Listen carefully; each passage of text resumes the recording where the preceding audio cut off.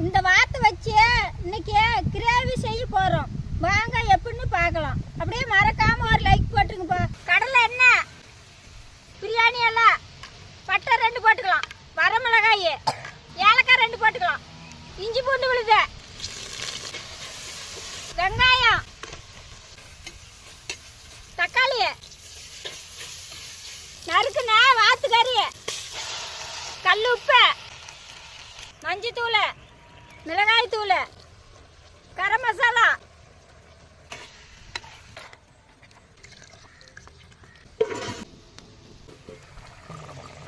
வீட்டிலேயே ரெடி பண்ண மசாலா,